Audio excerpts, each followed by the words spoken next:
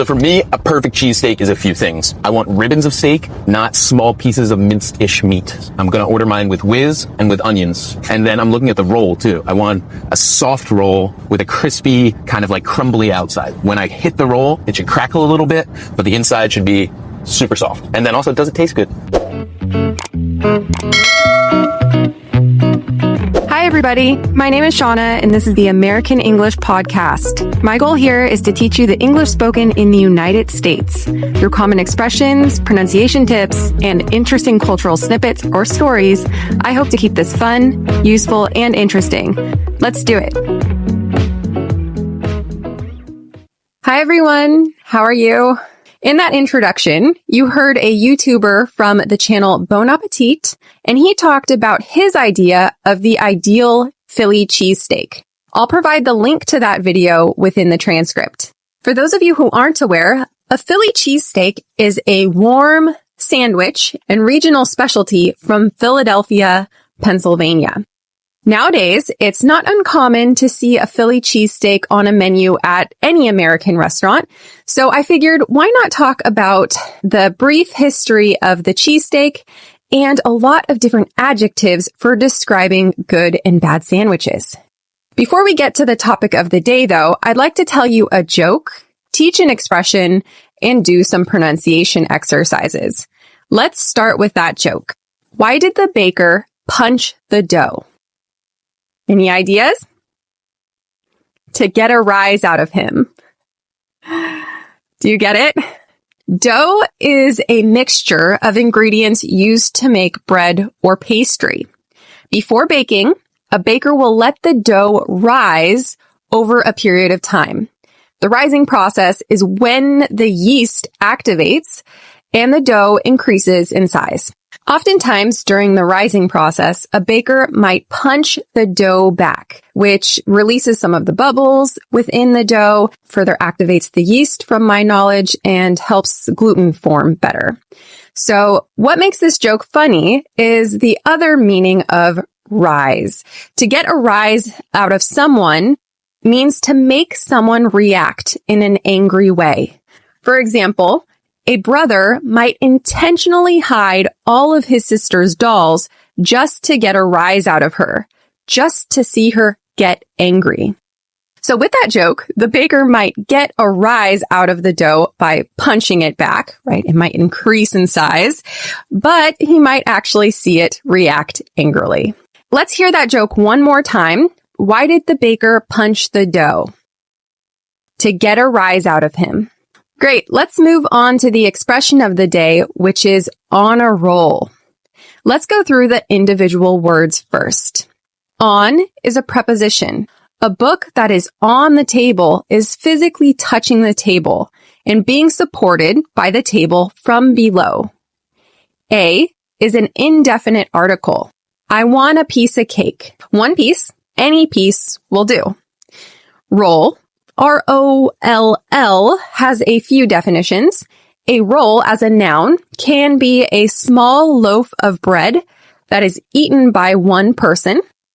I had a roll with ham and cheese for lunch, for example.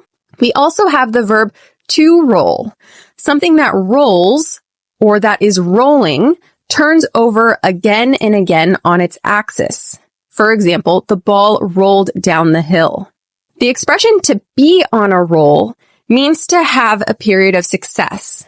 When we are on a roll, we often don't want to stop whatever it is that we are doing because we're afraid that the successful period will come to an end. I'm on a roll is similar to the expressions I'm on a hot streak or I'm on fire. I'm doing really well. Example number 1. Imagine that you and a friend are in a casino and your friend is playing poker. In front of him, you see a pile of chips stacked high. By the look of it, he's been playing really well. When you ask him if he's ready to go home, he might respond, "No way, I'm on a roll." In other words, I'm having a period of success. The situation is going really well for me. I'm on a hot streak. I'm on fire. I'd like to stay a little longer. Example number 2. Imagine that your friend invites you to be a wing woman or a wingman for the night, and you agree because they recently had a bad breakup. While at the bar, you watch as this friend picks up on multiple people. And each time he or she is talking to that new person, you feel like the third wheel. After a while of boredom, you want to go home, but you want your friend to stay and have fun. You might say, "Hey, I think I'm going to go home, but you stay. You're on a roll." In other words, you're having a lot of success. The situation is going really well for you. Keep with it. You're on a roll. Example number 3. While growing up at my parents' house, my family played the game show Jeopardy every night. My mom would often have hot streaks when she would yell out a number of correct answers in a row. Then she'd look sort of proud and say, "I'm on a roll." In other words, I'm having a period of success. The situation is going really well. I'm getting one question right after the other. That's it for the examples. Let's go through a pronunciation exercise. We'll begin with the question, were you on a roll? Repeat after me. Were. Were you? Were you on a? Were you on a roll? Were you on a roll? And the conjugation. I was on a roll. You were on a roll. He was on a roll. She was on a roll. It was on a roll. We were on a roll. They were on a roll. Right? Because this is in the past tense, you almost want to know, okay, what happened? You were on a roll, but someone stopped you, or you had to go home, or what made this period of success end? Right? So let's move on to the topic of the day. Today, I'm happy to announce that we'll be talking about food. Although we briefly talked about the origin of pizza in the US in episode number 3, this will be the very first episode on a regional specialty, the Philly cheesesteak.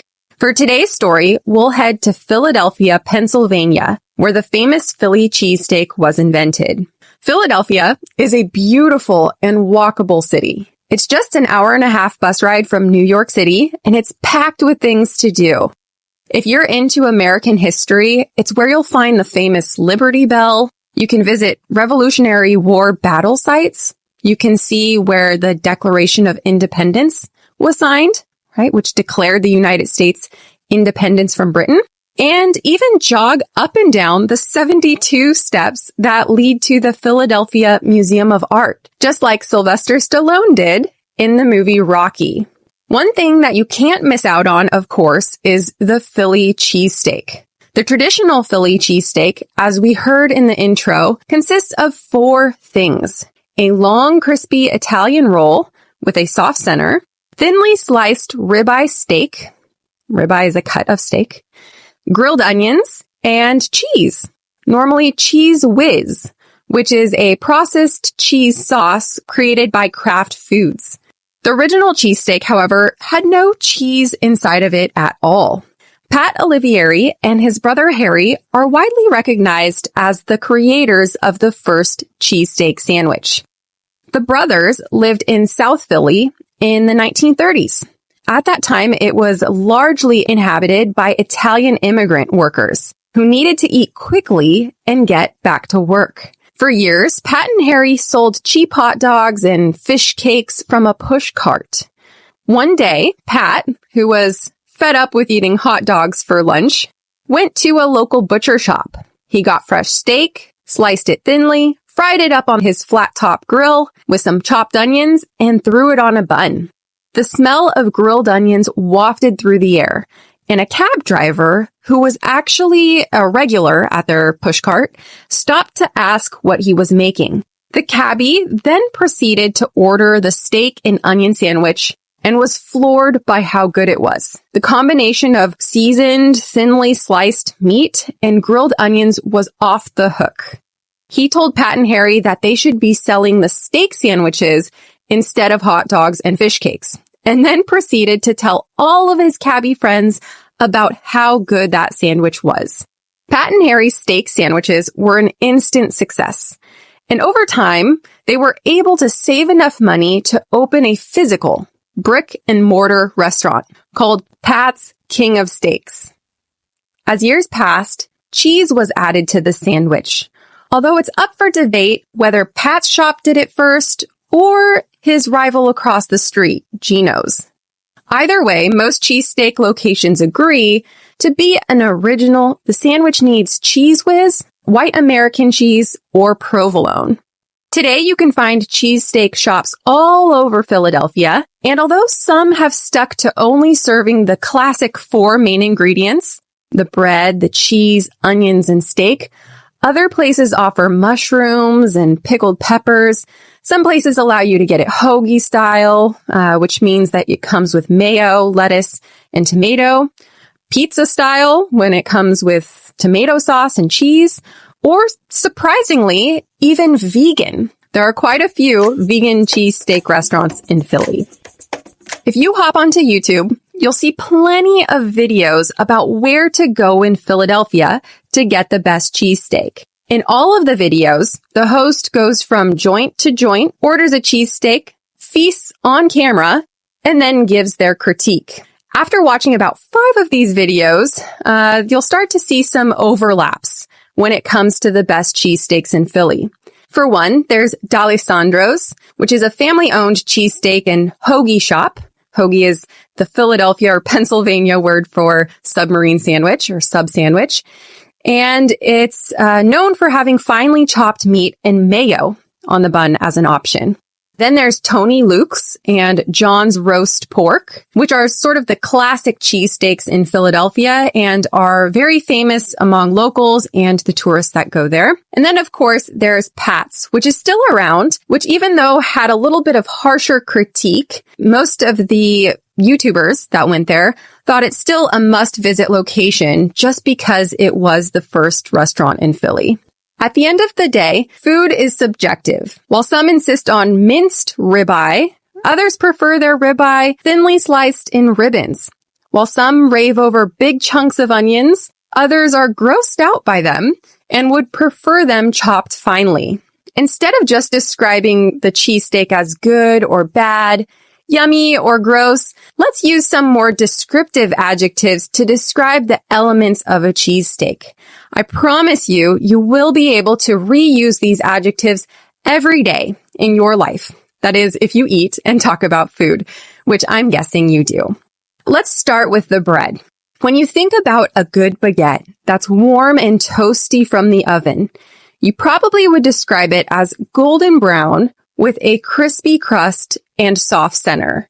When you take a bite out of a crispy or crusty loaf, breadcrumbs will fall onto the table. The guy in the intro described the sound of biting into a crispy loaf like a crackle. The ideal cheesesteak for most is on a crispy or crusty roll. The reason is quite simple. If you have a soft crust, the liquid from the cheese and the meat might seep through, and you'll end up with soggy bread and wet hands maybe, which can be a deal breaker for many. Soggy bread, which is unnecessarily wet, is often unappetizing and unpalatable unless it's found in a French dip sandwich or maybe a French onion soup. On the other end of the spectrum, if you end up at an unpopular cheesesteak restaurant, you might end up with stale bread that has dried because it's old. It's not fresh. It's past its shelf life. Meat is one of the tricky aspects in the cheesesteak sandwich. Most people expect the meat to be well seasoned, yet not over seasoned, and moist, which when talking about meat means that the juice has been retained. It's a juicy steak. Tender meat melts in your mouth and can be finger-licking good, which is a funny adjective to just say it's good. It's worth licking your fingers. On the other hand, overcooked meat might end up chewy or dry. Sometimes people may complain that meat is too fatty and it's like chewing on rubber, or it's simply too greasy, making it inedible. Now let's move to the cheese.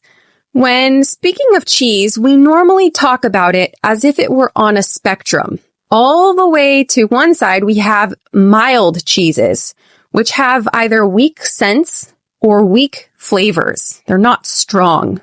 Strong cheeses may be pungent, right? They have a punch to them, right? Or a kick with strong flavors or strong scents. On a cheesesteak, most places choose a mild cheese and steer away from bold, ripe, or sharp cheeses. Some people who are not big fans of cheese might consider these to be too aggressive and overpowering, and may consider them foul even or off-putting. A cheesesteak is not a cheesesteak without onions. Let's talk about onions. Although it's not a wonderful feeling to have your eyes water when you're cutting onions, not many people complain about having your mouth water from the smell of onions, right? When they're caramelizing in a frying pan. Even the smell of grilled onions is pretty appetizing for many.